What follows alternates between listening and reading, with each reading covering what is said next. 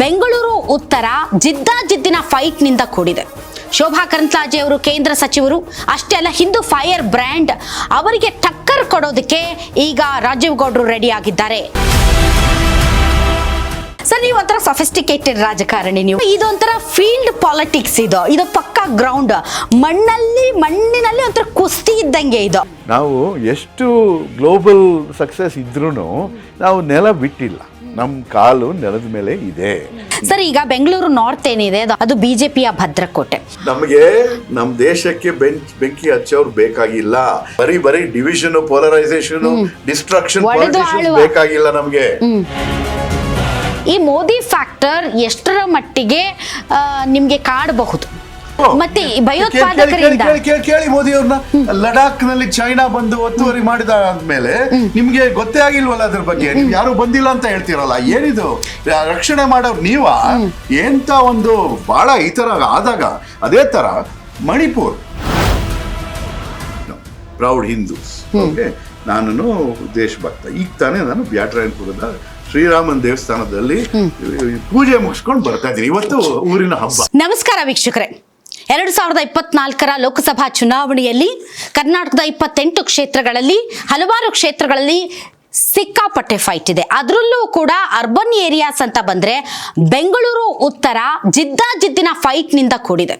ಶೋಭಾ ಕರಂದ್ಲಾಜೆ ಅವರು ಕೇಂದ್ರ ಸಚಿವರು, ಅಷ್ಟೇ ಅಲ್ಲ ಹಿಂದೂ ಫೈರ್ ಬ್ರ್ಯಾಂಡ್ ಅವರಿಗೆ ಟಕ್ಕರ್ ಕೊಡೋದಕ್ಕೆ ಈಗ ರಾಜೀವ್ ಗೌಡ್ರು ರೆಡಿ ಆಗಿದ್ದಾರೆ. ಹಾಗಾದ್ರೆ ರಾಜೀವ್ ಗೌಡ್ರ ಬಗ್ಗೆ ಬಹಳಷ್ಟು ಜನರಿಗೆ ಗೊತ್ತಿರಬಹುದು, ಬಹಳಷ್ಟು ಜನರಿಗೆ ಗೊತ್ತಿಲ್ಲದೆ ಇರಬಹುದು. ಆದ್ರೆ ಈಗಾಗಲೇ ಬೆಂಗಳೂರು ಉತ್ತರ ಲೋಕಸಭಾ ಕ್ಷೇತ್ರದಲ್ಲಿ ಗಲ್ಲಿ ಕ್ಷೇತ್ರದ ಇಡೀ ಎಲ್ಲ ಪ್ರದೇಶಗಳಿಗೂ ರೌಂಡ್ ಹೊಡೆದು ಪ್ರಚಾರ ಕಾರ್ಯವನ್ನ ನಡೆಸ್ತಾ ಇದ್ದಾರೆ. ಹಾಗಾದ್ರೆ ರಾಜೀವ್ ಗೌಡ್ರು ನಮ್ಮ ಜೊತೆಗೆ ಇದ್ದಾರೆ. ಫ್ರೆಂಡ್ಸ್, ಹೇಗಿದೆ ವಾತಾವರಣ ಮತ್ತು ಅವರ ಹಿನ್ನೆಲೆ ಏನು, ಅವ್ರು ಏನ್ ಮಾಡಬಹುದು, ಅವರ ಕನಸುಗಳೇನು, ಯಾಕೆ ಅವರು ಈ ರೀತಿಯಾಗಿ ಸಂಕಷ್ಟ ಕಾಲದಲ್ಲಿ ಕಾಂಗ್ರೆಸ್ ಪಾರ್ಟಿಯಿಂದ ಬೆಂಗಳೂರು ಉತ್ತರ ಕ್ಷೇತ್ರದಿಂದ ಸ್ಪರ್ಧೆ ಮಾಡ್ತಾ ಇದ್ದಾರೆ, ಅವರ ವಿಷನ್ ಏನು, ಎಲ್ಲದರ ಬಗ್ಗೆ ಮಾತಾಡೋಣ. ಸ್ವತಃ ಬೆಂಗಳೂರು ಉತ್ತರ ಲೋಕಸಭಾ ಕ್ಷೇತ್ರದ ಅಭ್ಯರ್ಥಿ ಆದಂತ ರಾಜೀವ್ ಗೌಡ್ರು ನಮ್ಮೊಂದಿಗೆ ಇದ್ದಾರೆ. ಬನ್ನಿ ಅವರೊಂದಿಗೆ ಮಾತಾಡ್ಸೋಣ. ಸರ್, ನಮಸ್ತೆ. ನಮಸ್ಕಾರ. ಓಕೆ ಸರ್, ನೀವು ಒಂಥರ ಸಫಿಸ್ಟಿಕೇಟೆಡ್ ರಾಜಕಾರಣಿ, ನೀವು ವೈಟ್ ಕಾಲರ್. ಡೆಫಿನೆಟ್ಲಿ. ಸೊ ಇದೊಂಥರ ಫೀಲ್ಡ್ ಪಾಲಿಟಿಕ್ಸ್, ಇದು ಪಕ್ಕಾ ಗ್ರೌಂಡ್, ಮಣ್ಣಿನಲ್ಲಿ ಒಂಥರ ಕುಸ್ತಿ ಇದ್ದಂಗೆ. ಇದು ಸೊ ಹೆಂಗಿದೆ ಸರ್ ದೀಸ್ ಡೇಸ್ ಈ ಎಕ್ಸ್ಪೀರಿಯನ್ಸ್? ನಮಗೆ ರಾಜಕೀಯನೂ ಹೊಸದಲ್ಲ, ಚುನಾವಣೆನೂ ಹೊಸದಲ್ಲ. ನಾನು ನಮ್ಮ ದೊಡ್ಡಪ್ಪ 6 ಬಾರಿ ಲೋಕಸಭಾ ಗೆದ್ದಿದ್ರು. ನಮ್ಮ ದಿವಂಗತ ಎಂ ವಿ ಕೃಷ್ಣಪ್ಪನವರು, ನಮ್ಮ ತಂದೆಯವರು ಅಸೆಂಬ್ಲಿನಲ್ಲಿ 2 ಸತಿ ಗೆದ್ದಿದ್ರು, ಕೌನ್ಸಿಲ್ನಲ್ಲಿ 2 ಸತಿ ಗೆದ್ದಿದ್ರು, ಅಸೆಂಬ್ಲಿ ಸ್ಪೀಕರ್ ಆಗಿದ್ದರು ದಿವಂಗತ ಎಂ ವಿ ವೆಂಕಟಪ್ಪನವರು. 1-2-3 ಸತಿ ಸೋತು ಇದ್ದರು. ಸೊ ನಮಗೆ ಚುನಾವಣೆಗಳಲ್ಲಿ ಭಾಳ ಅನುಭವ ಇದೆ. ಕ್ಯಾಂಡಿಡೇಟ್ ಆಗಿ ಮೊದಲನೇ ಸತಿ ಅಖಾಡಕ್ಕೆ ಇಳಿದಿರೋ ನಾನು. ಆದರೆ ನೀವು ಆನ್ ಗ್ರೌಂಡ್ ಎಕ್ಸ್ಪೀರಿಯನ್ಸ್ ಭಾಳ ಇದೆ, ಕ್ಯಾಂಡಿಡೇಟ್ ಆಗಿ ಎಕ್ಸ್ಪೀರಿಯನ್ಸ್ ಇಲ್ಲ. ಆದರೆ ನಾವು ಇಲ್ಲಿ ಮಣ್ಣಿನ ಮಕ್ಕಳು. ನಾವು ಎಷ್ಟು ಗ್ಲೋಬಲ್ ಸಕ್ಸಸ್ ಇದ್ರೂ ನಾವು ನೆಲ ಬಿಟ್ಟಿಲ್ಲ, ನಮ್ಮ ಕಾಲು ನೆಲದ ಮೇಲೆ ಇದೆ. ಇಂಗ್ಲಿಷ್ನಲ್ಲಿ ನಾವು ಇದನ್ನ ಗ್ರೌಂಡೆಡ್ ಪರ್ಸನ್ ಅಂತ ಹೇಳ್ತಾರೆ. ನಾವು ಹೀರೋ ಎಲ್ಲೋ ಆಡ್ತಾ ಇಲ್ಲ, ನಾವು ಎಲ್ಲ ಲೆವೆಲ್ನಲ್ಲೂ ತಕ್ಕಂತ ಕೆಲಸ ಮಾಡೋಕ್ಕೆ ರೆಡಿ ಆಗಿ. ಸರ್, ಯಾಕೆ ಪ್ರಶ್ನೆ ಕೇಳಿದೆ ಅಂದರೆ, ನೀವು ಈಗ ಇದು ಪ್ರಣಾಳಿಕೆ ಅಂತ ಮತ್ತೆ ರಿಸರ್ಚ್ ಕಮಿಟಿ ಅಂತ ಹೀಗೆ ಹಲವಾರು ನೀವು ಅನಾಲಿಸಿಸ್ ಮಾಡ್ತಾ ಇರ್ತೀರ. ಆದರೆ ನಾವು ಪಾಲಿಟಿಕ್ಸ್ ಅಂದರೆ ಏನು ಗೊತ್ತಾ ಸರ್, ಜೈಕಾರ ಹಾಕಿಸ್ಕೊಳ್ಳೋದು ಅಥವಾ ಇಲ್ಲ ಅಂದರೆ ಬೈಸ್ಕೊಳ್ಳೋದು, ಇಲ್ಲ ಅಂತಂದರೆ ಈ ಥರದ್ದೆಲ್ಲ ಡಿಫ್ರೆಂಟ್ ಪಾಲಿಟಿಕ್ಸನ್ನು ನೋಡ್ತಾ ಇರ್ತೀವಿ ಆನ್ ಗ್ರೌಂಡ್. ಹಾಗಾಗಿ ಈ ಓಪನ್ ಕ್ಯಾಂಪೇನ್ ಅಂತ ಅಂತಾರಲ್ಲ ಸರ್, ಸೊ ಆ ಒಂದು ಅನುಭವದ ದೃಷ್ಟಿಯಿಂದ ನಾನು ಕೇಳಿದೆ ಅಷ್ಟೇ. ಒಂದು ಸ್ಪಷ್ಟವಾಗಿ ಉತ್ತರ ಕೊಡ್ತೀನಿ ನಿಮ್ಗೆ. ಜನ ಕಾಯ್ತಾ ಇದ್ದಾರೆ ನಮ್ಮಂತ ಒಂದು ರಾಜಕಾರಣಿ ಬರಬೇಕು, ನಮ್ಮಂತ ಅಭ್ಯರ್ಥಿ ಅವ್ರ ಮುಂದೆ ಬರಬೇಕು ಅಂತ ಕಾಯ್ತಾ ಇದ್ದಾರೆ. ಏಕೆಂತಂದ್ರೆ ನಾವು ಇವಾಗ ನೋಡಿ, ಬೆಂಗಳೂರಿನಲ್ಲಿ ಈ 3 ಜನ BJP ಎಂಪಿಗಳು, Tejasvi Surya, P C Mohan, ನಮ್ ಶೋಭಕ್ಕ, ಮೊದಲನೇ ಕೆಲಸ ಏನ್ ಮಾಡಿದ್ರು, ಪ್ರಚಾರ ಶುರು ಮಾಡಿದಾಗ ನಗರದ ಪೇಟೆಗೆ ಹೋಗಿ ಅಲ್ಲಿನ ಬೆಂಕಿ ಹಚ್ಚಕ್ ಹೊರಟ್ರು. ಜನಕ್ಕೆ ಬೇಕಾಗಿಲ್ಲ ಅಂತ ರಾಜಕೀಯ, ಅವ್ರಿಗೆ ಬೇಕಾಗಿರೋದು ನಂತರ ಅವರು ಯಾರು ಅಭಿವೃದ್ಧಿ ಬಗ್ಗೆ ಮಾತನಾಡ್ತಾರೆ, ಯಾರಿಗೆ ದೂರದೃಷ್ಟಿ ಇದೆ, ಯಾರು ಆಗ್ಲೇ ಕೆಲಸ ಮಾಡಿ ಸಾಧಿಸಿ ತೋರಿಸಿದ್ದಾರೆ ಅಂತವ್ರು ಬೇಕು.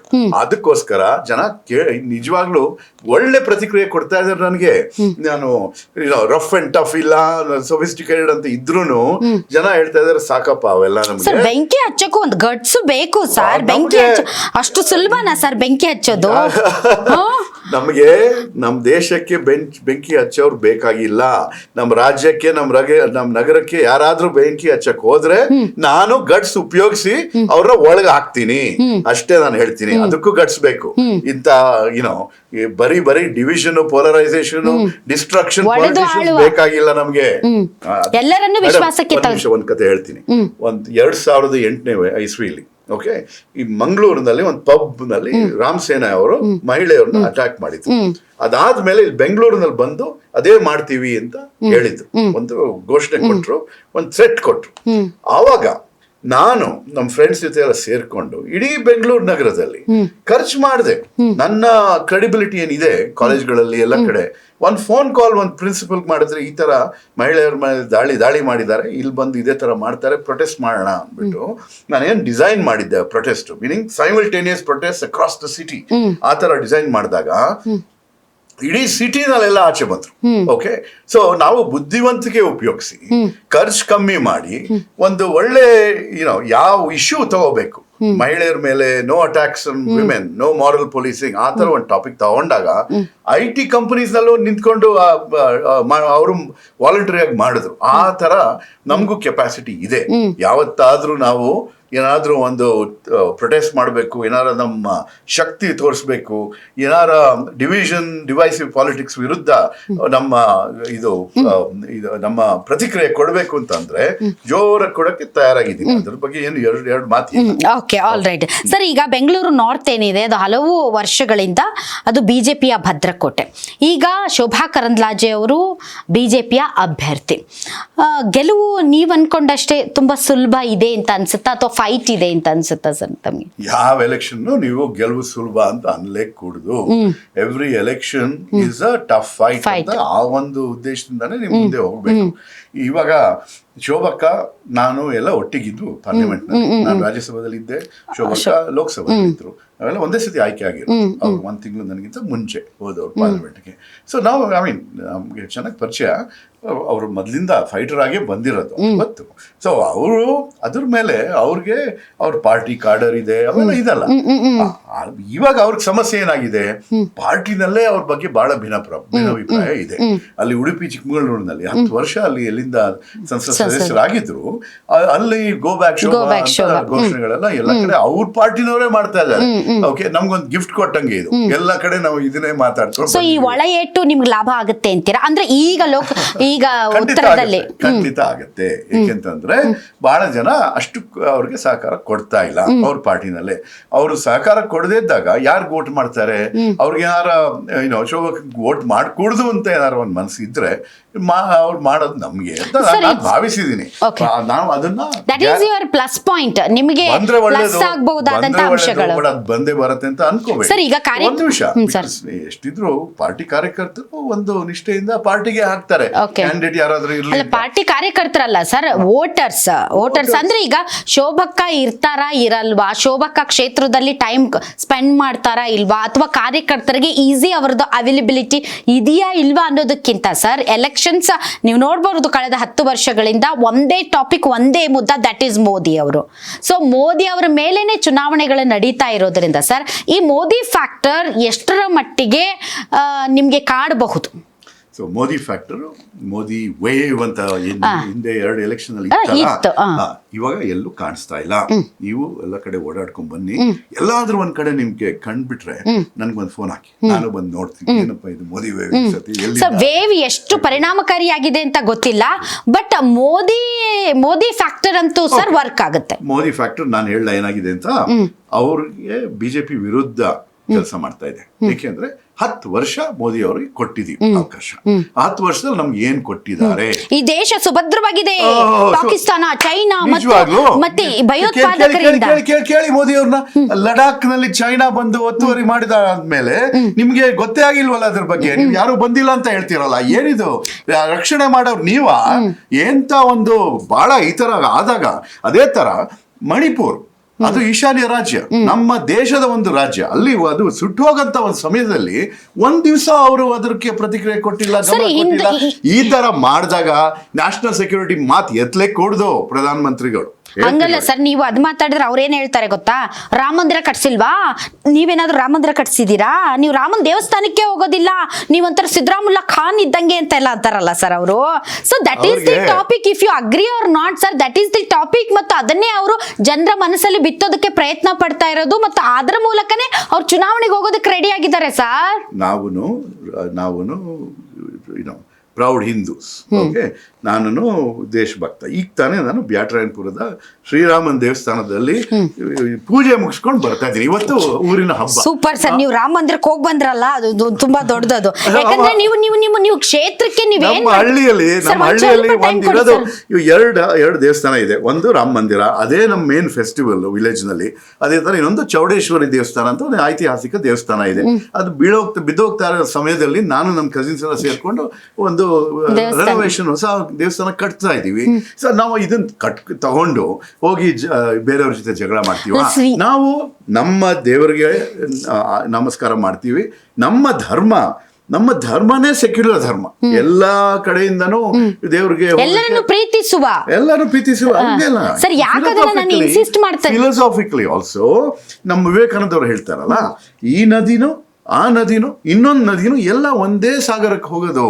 ಅದಕ್ಕೋಸ್ಕರ ಈ ರಿಲಿಜನ್ ಆ ರಿಲಿಜನ್ ಒಂದೇ ದೇವ್ರಿಗೆ ಹೋಗೋದು. ಸೊ ನಾವು ಆ ಥರ ನಿಮ್ನ ಕಮ್ಮಿ ಮಾಡಬೇಕು, ನೀವು ಬೇರೆಯವರು ಅಂತ ಆ ಥರ ನಮ್ಗೆ ಆ ಥರ ಭಾವನೆನೇ ಇಲ್ಲ.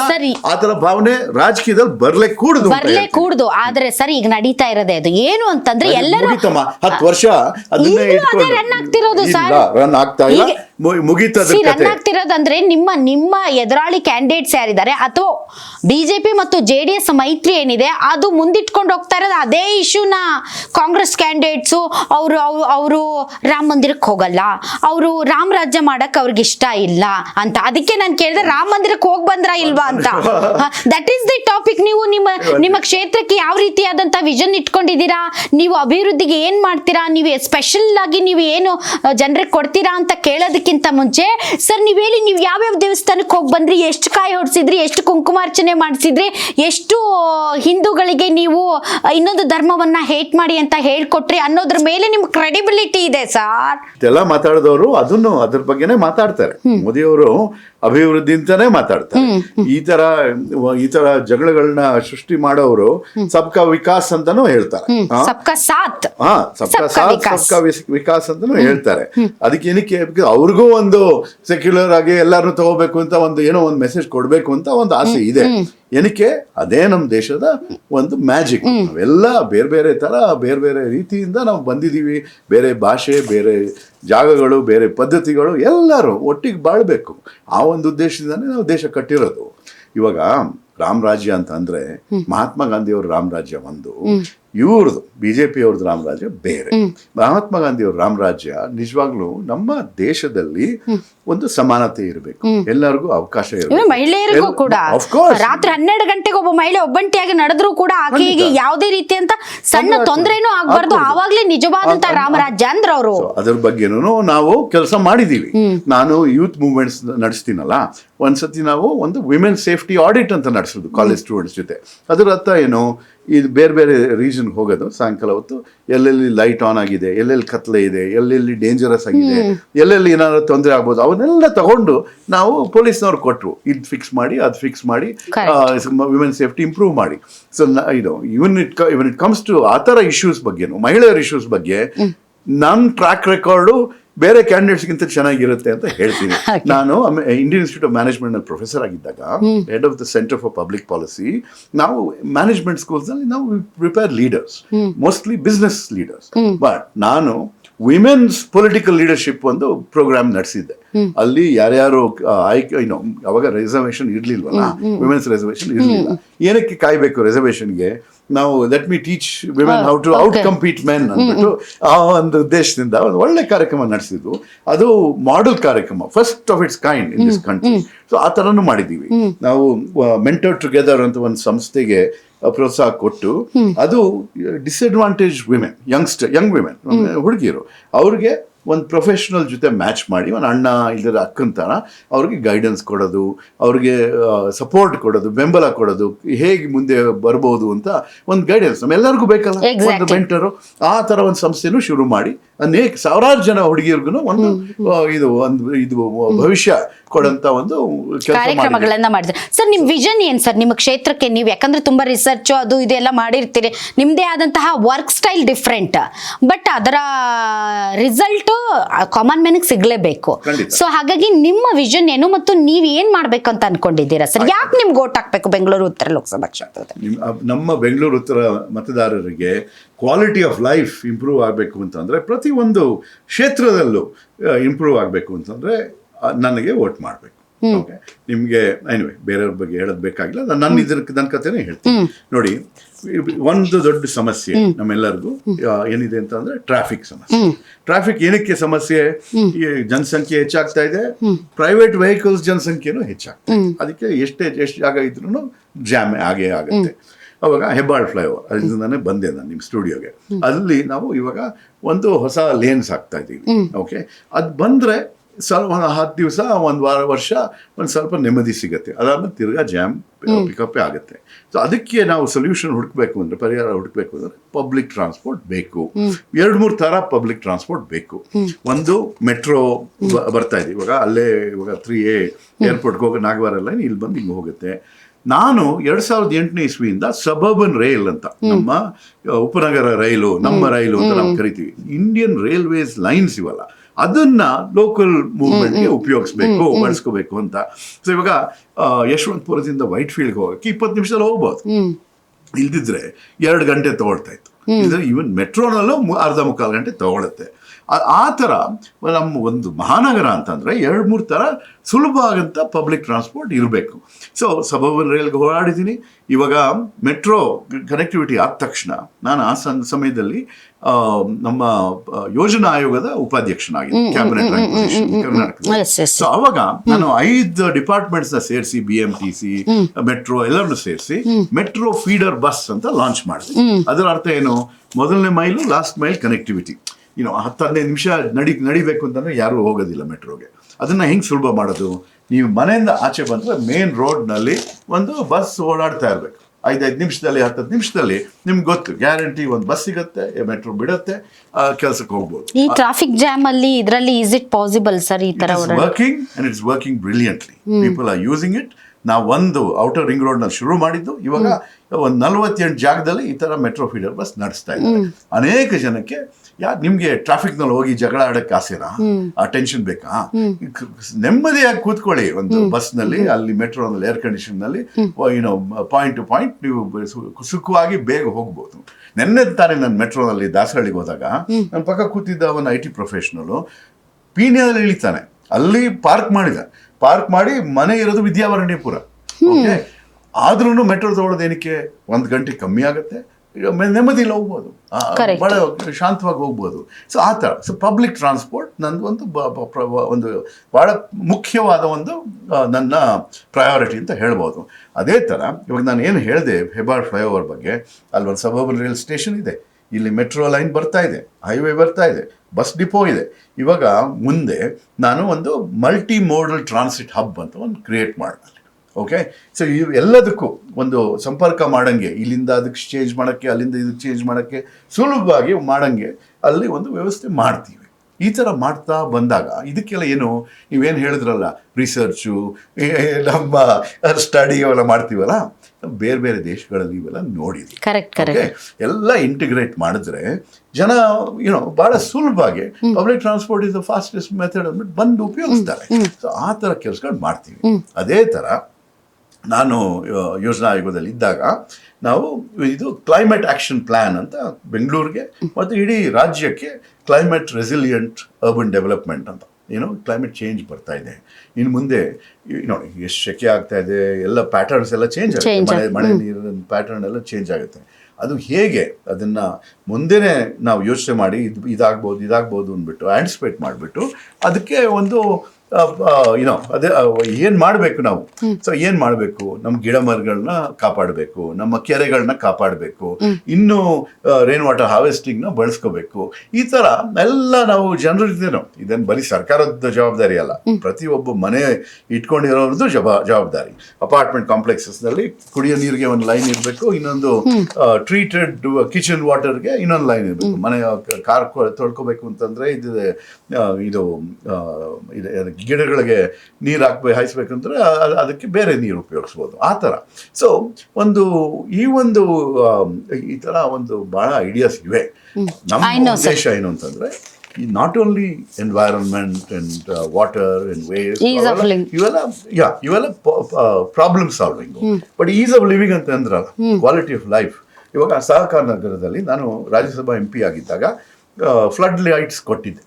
MP ಲೈಟ್ಸ್ ಫಂಡ್ ಇಂದ ಬಾಸ್ಕೆಟ್ಬಾಲ್ ಕೋರ್ಟ್ಗೆ ಫ್ಲಡ್ ಲೈಟ್ ಕೊಟ್ಟಿದ್ದೆ. ಫ್ಲಡ್ ಲೈಟ್ಸ್ ಕೊಟ್ಟಾಗ ಏನು 6 ಗಂಟೆಯಿಂದ 11 ಗಂಟೆವರೆಗೂ ಆಡ್ಬೋದು. ಜನ ಕೆಲ್ಸಕ್ಕೆ ಹೋಗಿ ವಾಪಸ್ ಬಂದು ಸಾಯಂಕಾಲ ಆಡ್ತಾರೆ. ಅದು ಬಹಳ ಒಳ್ಳೇದು. ಏಕೆಂತಂದ್ರೆ ಜನಕ್ಕೂ ಅದು ಒಂದು ಫಿಸಿಕಲ್ ಆಕ್ಟಿವಿಟಿ, ಒಂದು ಟೀಮ್ ಸ್ಪೋರ್ಟ್, ಆ ತರ.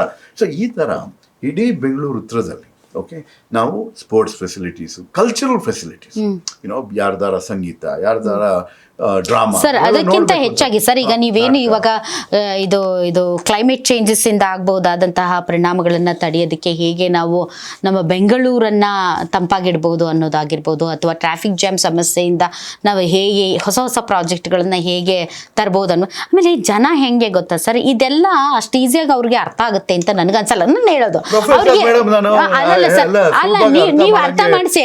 ಅಂದ್ರೆ ಜನಕ್ಕೆ ಏನ್ ಗೊತ್ತಾ ಸರ್, ಈಗ ನಿಮ್ದು ಗ್ಯಾರಂಟಿ ಇದೆ ಅಲ್ಲ ಸರ್, ನಂಗೆ ಎಷ್ಟು ಕೊಡಿಸ್ತಾರಂತೆ, ನನ್ಗೇನಾಗುತ್ತಂತೆ, ನನ್ಗೇನಾಗಿದ್ರು ಮಾಡ್ತಾರಂತ ರಾಜೀವ್ ಗೌಡ್ರು, ಈ ತರ ಕೇಳ್ತಾರೆ ಸರ್. ಸೊ ಆ ತರ ನಾನೇನ್ ಹೇಳಕ್ ಬಯಸ್ತಾ ಇದ್ದೀನಿ ಅಂದ್ರೆ, ಈ ಗ್ಯಾರಂಟಿಗಳು ನಿಮ್ಗೆ ಎಷ್ಟು ಹೆಲ್ಪ್ ಆಗ್ಬಹುದು ಅಂತ. 100% ಹೆಲ್ಪ್. ಇವಾಗ ಅದು ನಮ್ಮ ಪಕ್ಷದ ಓಟು. ಇವಾಗ ನಾನ್ ಗೆಲ್ಬೇಕು ಅಂತಂದ್ರೆ ನಮಗೆ ಒಂದು ಟ್ರೆಡಿಷನಲ್ ವೋಟ್ ಬೇಕು, ಕಾಂಗ್ರೆಸ್ ಟ್ರೆಡಿಷನಲ್ ವೋಟ್, ಅದ್ರ ಮೇಲೆ ನಂದು ಅಡಿಷನಲ್. ಎರಡು ಬಂದ್ರೆ ನಾವು ಬೇರೆಯವ್ರನ್ನ ಸೋಲಿಸಬಹುದು. ಟ್ರೆಡಿಷನಲ್ ವೋಟು ನಮ್ಮ ಬಡ ಜನ, ಅವ್ರಿಗೆ ನಾವು ಸ್ವಾತಂತ್ರ್ಯ ಸಮಯದಿಂದ ಒಳ್ಳೆ ಕೆಲಸ ಮಾಡ್ಕೊಂಡು ಬಂದಿದ್ದೀವಿ. ಇವಾಗ ನಮ್ಮ 5 ಗ್ಯಾರಂಟಿಗಳು ಏನಿವೆ, ಗೃಹಲಕ್ಷ್ಮಿ, ಗೃಹ ಜ್ಯೋತಿ, ಈ ತರ ಕಾರ್ಯಕ್ರಮಗಳು ಜನ ಬಹಳ ಮೆಚ್ತಾ ಇದ್ದಾರೆ. ಅವ್ರಿಗೆ ಒಂದು ಸಂಕಟದ ಸಮಯದಲ್ಲಿ ಒಂದು ನೆಮ್ಮದಿ ಸಿಕ್ಕಿದೆ, ಕಾಂಗ್ರೆಸ್ ಏನ್ ಘೋಷಣೆ ಮಾಡಿದ್ರು ಅದನ್ನ ಪಾಲಿಸಿದ್ರು ಅಂದ್ಬಿಟ್ಟು ನಮ್ಮ ಬಗ್ಗೆ ಬಹಳ ಒಂದು ನಂಬಿಕೆ, ಎಸ್ಪೆಷಲಿ ವಿಮೆನ್, ರೈಟ್? ಆ ತರ ಒಂದು ಆಗಿದೆ. ಸೊ ಇವಾಗ ನಮ್ಮ ನ್ಯಾಷನಲ್ ಮ್ಯಾನಿಫೆಸ್ಟೋನಲ್ಲಿ ಒಂದು ಮಹಾಲಕ್ಷ್ಮಿ ಕಾರ್ಯಕ್ರಮ ಅಂತ ನಾವು ಘೋಷಣೆ ಮಾಡಿದ್ದೀವಿ. ಇಲ್ಲಿ ನಾವು ವರ್ಷಕ್ಕೆ 24,000 ಒಂದು ಮಹಿಳೆ ಯಜಮಾನಿಗೆ ಕೊಡ್ತಾ ಇದ್ದೀವಿ. ಇವಾಗ ನಾವು ಗೆದ್ದಾದ್ಮೇಲೆ ಡೆಲ್ಲಿನಲ್ಲಿ ಅದೇ ಯಜಮಾನಿಗೆ ವರ್ಷಕ್ಕೆ 1 ಲಕ್ಷ ಬರಂಗೆ ಮಾಡ್ತೀವಿ ವ್ಯವಸ್ಥೆ. ಇವಾಗ ಏನಕ್ಕೆ ಕೊಡ್ತಾ ಇದೀವಿ ಅಂತ ನೀವು ಯೋಚನೆ ಮಾಡಿ ಸರ್. ಅದು ಒನ್ ಟೈಮಾ ಸರ್? One time sir?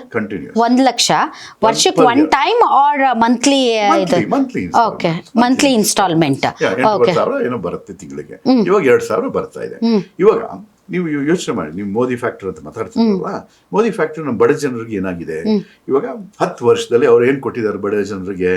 ಬೆಲೆ ಏರಿಕೆ ಕೊಟ್ಟಿದ್ದಾರೆ. ಏನೋ ಪೆಟ್ರೋಲ್ ಪ್ರೈಸ್ ಡಬಲ್ ಆಗಿದೆ, ಸಿಲಿಂಡರ್ ದೇಶಕ್ಕೋಸ್ಕರ ಅಡ್ಜಸ್ಟ್ ಮಾಡೋದಿಲ್ಲ.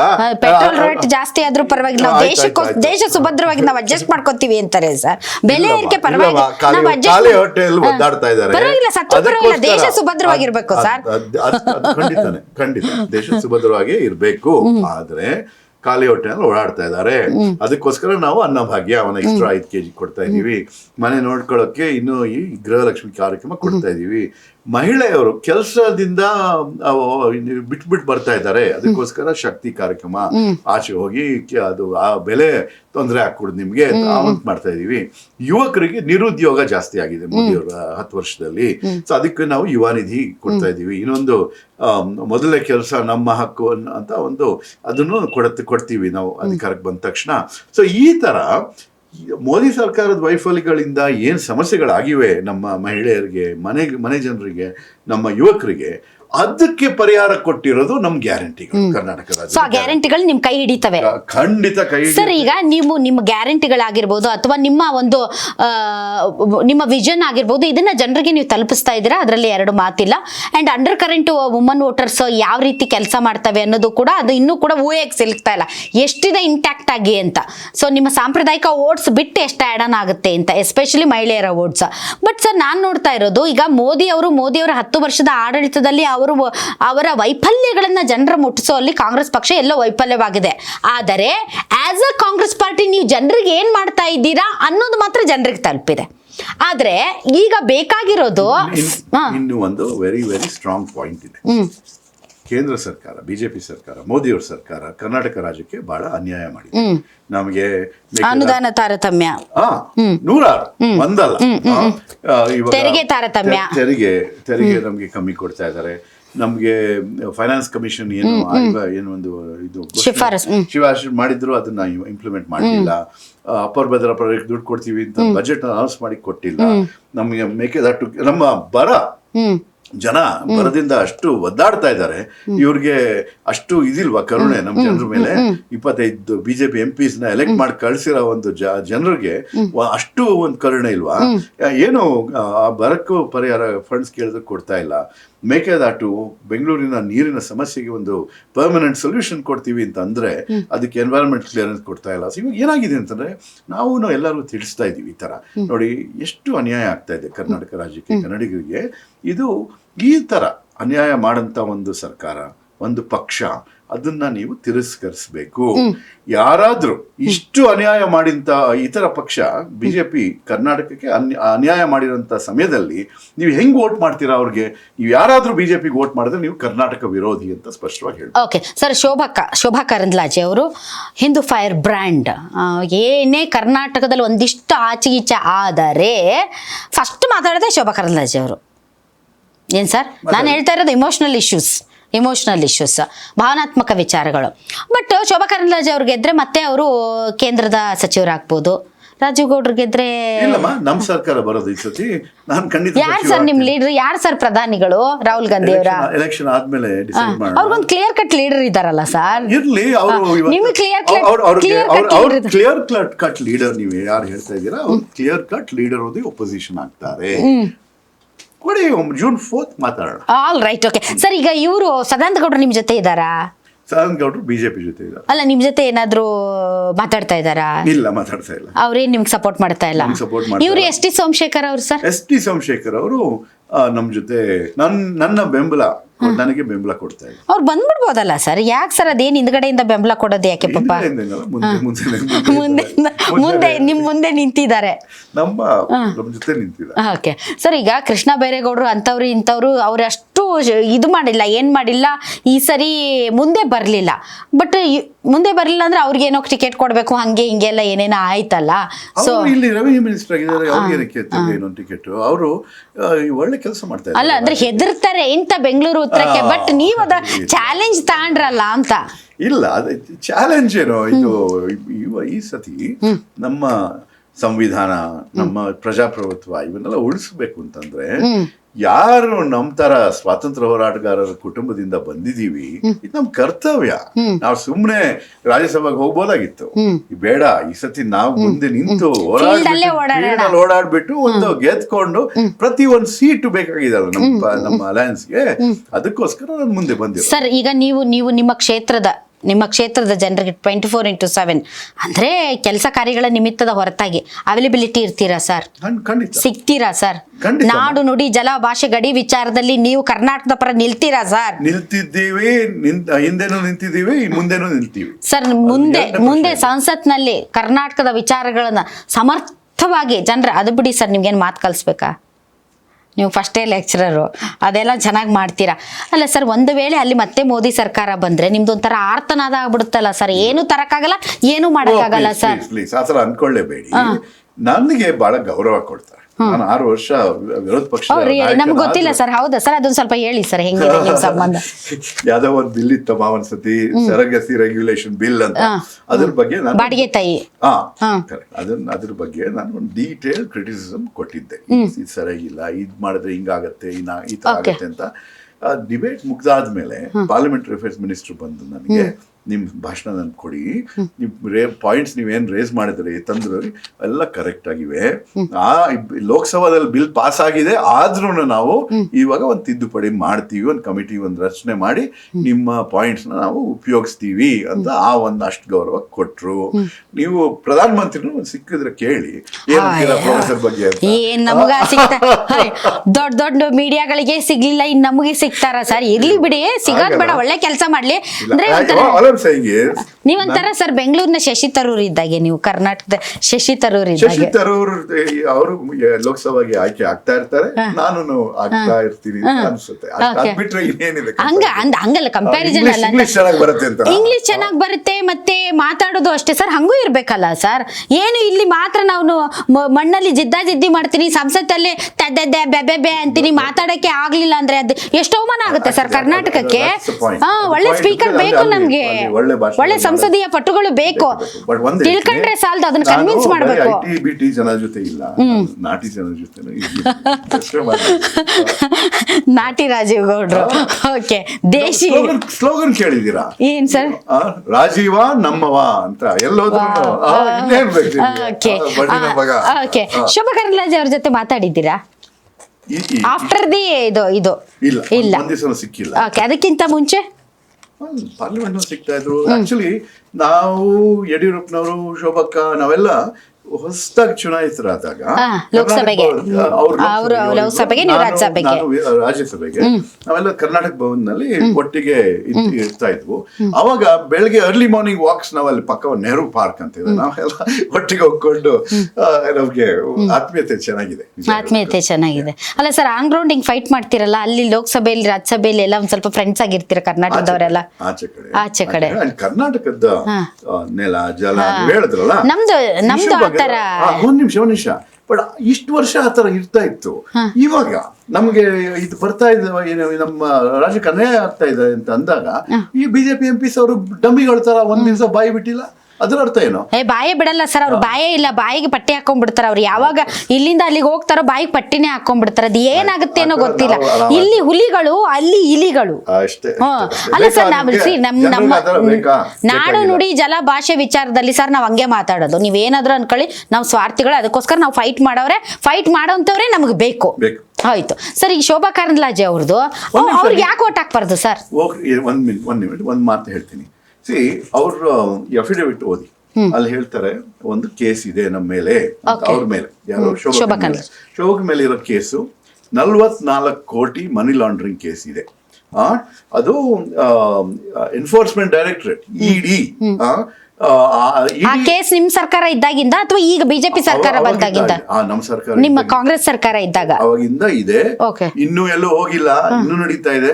ಅದರ ವಿರುದ್ಧ ಯಾವ ಸರ್ಕಾರದಲ್ಲಿ ಶೋಭಕ್ಕ ಮಂತ್ರಿ ಆಗಿದ್ದಾರೆ ಅದೇ ಸರ್ಕಾರ ವಿರುದ್ಧ ಶೋಭಕ್ಕ ಕೇಸ್ ಫೈಟ್ ಮಾಡ್ತಾ ಇದ್ದಾರೆ, ಅದೇ ಕೇಸ್ನಲ್ಲಿ. ಅಂದ್ರೆ ಗವರ್ಮೆಂಟ್ ಆಫ್ ಇಂಡಿಯಾ ಅಂಡರ್ ಬರುವಂತಹ ಜಾರಿ ನಿರ್ದೇಶನಾಲಯ. She is a minister sir, she is a government, she should not be allowed to be a minister. ಆ ತರ ಇಂತ ದೊಡ್ಡ ಆರೋಪ ಇದ್ದಾಗ ಹೆಂಗೆ ಮೋದಿ ಅವರು ತಗೊಂಡ್ರು ಇವ್ರನ್ನ? ಸುಳ್ಳು ಕೇಸ್ ಹಾಕಿರ್ಬೋದೇನೋ ಅಂತ ಅವ್ರು ಹೇಳೋದು. ಸುಳ್ಳು ಕೇಸ್ ಹಾಕಿದ್ರೆ ಇಡೀ ಯಾವತ್ತೋ ಮುಚ್ಚಿಬಿಡ್ತಾ ಇದ್ರು ಕೇಸ್. ಅವ್ರ ಸರ್ಕಾರ 10 ವರ್ಷ ಹಿಂದೆ ಅಷ್ಟು ಗಂಭೀರ ಕೇಸ್ ಇರ್ಬೇಕದು. ಅದಕ್ಕೋಸ್ಕರ ಅದು ಇನ್ನೂ ನಡೀತಾ ಇದೆ. ಜನರಿಗೆ ಅದು ಮಾಹಿತಿ ತಲುಪಿಸ್ಬೇಕು. ಈಗ ಬೆಂಗಳೂರು ಉತ್ತರದಲ್ಲಿ ಮೊನ್ನೆ ಒಂದು ಕಿತಾಪತಿ ನಡೀತಲ್ಲ ಸರ್, ಜೈ ಶ್ರೀರಾಮ್ ಘೋಷಣೆ, ಅದನ್ನ ಇಟ್ಕೊಂಡಿದ್ದಾರೆ ಸರ್ ಈಗ ಗಟ್ಟಿಯಾಗಿ. ಇಟ್ಕೊಳ್ಳಿ ನೋಡೋಣ. ಅಲ್ಲ, ನಿಮ್ದು ಅದಕ್ಕೆ ಏನೋ ಕಮೆಂಟ್ಸ್ ಇಲ್ವಾ? ಇಲ್ಲ. ಅವ್ರವ್ರ ವೈಯಕ್ತಿಕ ಅಂತೀರಾ? ಭಾವನಾತ್ಮಕ ವಿಚಾರಗಳ ಬಗ್ಗೆ ನೀವು ತಲೆ ಕೆಡಿಸ್ಕೊಳ್ಳೋದು, ಏನಾದರೂ progressive talks. Okay, thank you very much sir. ಇಷ್ಟೊತ್ತು ತಾವು ಕಾರ್ಯಕ್ರಮದಲ್ಲಿ ಭಾಗವಹಿಸಿದ್ರಿ, ತಮ್ಗೆ ಒಳ್ಳೇದಾಗ್ಲಿ.